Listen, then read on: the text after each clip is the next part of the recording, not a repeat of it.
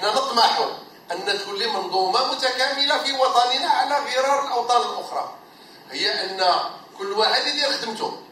الأستاذ الباحث تيدير البحث العلمي اللي تيقدر يوصل للاختراعات، وأنه يتيقوا الشركات المغربية، تتيق في الأساتذة الباحثين في المدارس ديال المهندسين الوطنية، وتبلور هذه الاختراعات اللي يمكن أنها توصل البلاد لواحد المسائل الصناعية، وما نبقاوش مستهلكين للتكنولوجيا، نوليو كذلك بلد داخل المنظومة العالمية ديال البحث العلمي وديال الصناعة.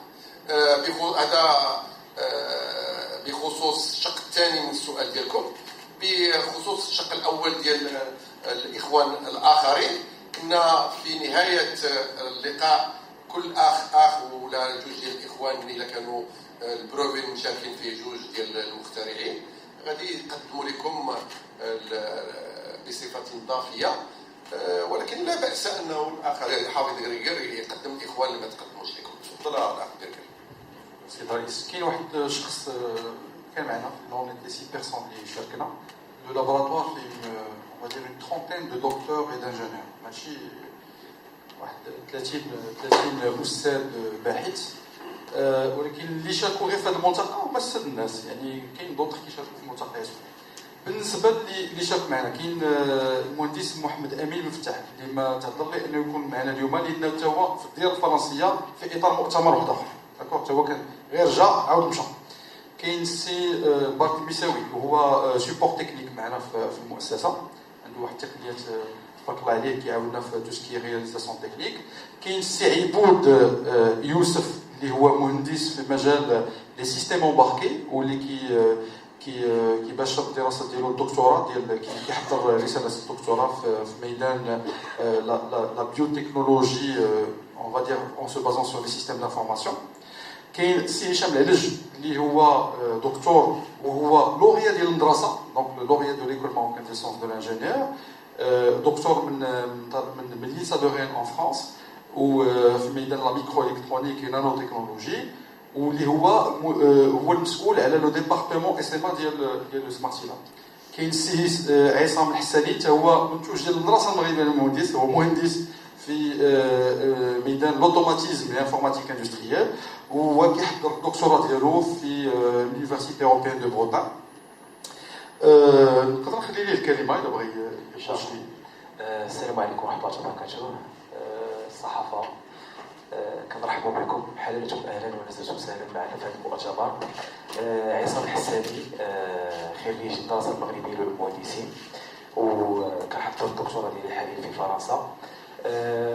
كنت من الطلبه انا اللي اختاريت الدراسه المغربيه لعلوم مهندس، وقريت فيها لمده 5 سنوات، وتم الاختيار ديالي والتشجيع ديالي، والتحقت بالمدرسه الحمد لله، ولقيت الدعم كاستاذ بطبيعه الحال، ودابا الحمد لله كنكمل الدكتوراه ديالي. عندي واحد النقطه عافاكم بغيت نشير ليها.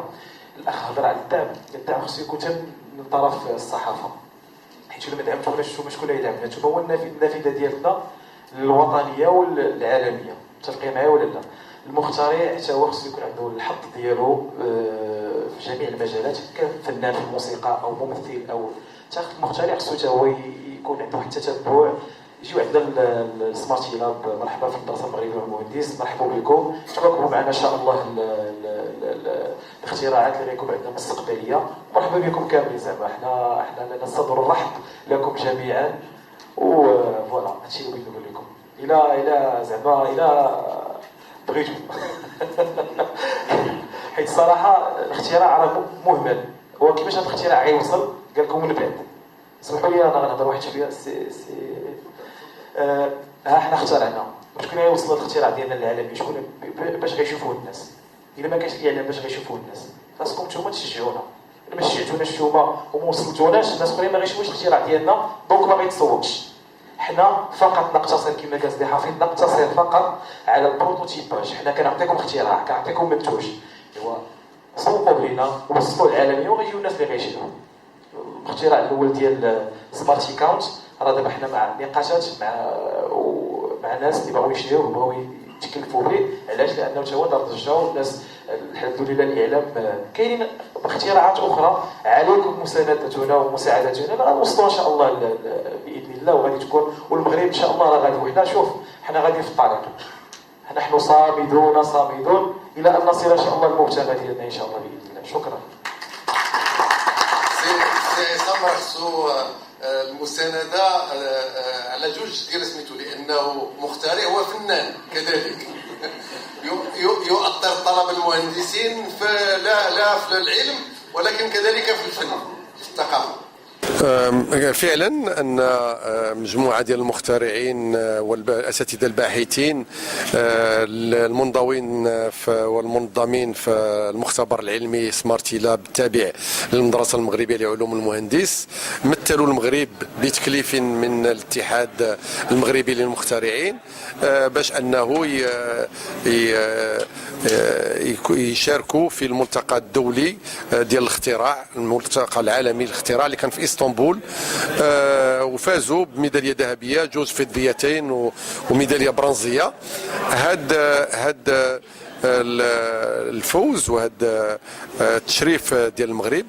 الندوه الصحفيه كان عندها واحد الهدف اساسا، هو انها تقدم من خلال الصحافه الوطنيه المشاريع اللي وهاد لي بروفي اللي فازوا بهاد الميداليات، وتفسير مدى الاهميه ديال البحث العلمي والبحث التطبيقي والاختراع، ومدى الأهمية ديال الإمكانية ديال أن الشركات الوطنية أنها تآمن بهذه الإمكانيات ديال الاختراعات المغربية وتعمل على تصنيعها وتسويقها باش المغرب ما يبقاش مستهلك ديال التكنولوجيا ويصبح داخل وسط المنظومة العالمية كأحد البلدان اللي عنده تعطي قيمة مضافة تكنولوجيا، لأن المغاربة قادرين على ذلك.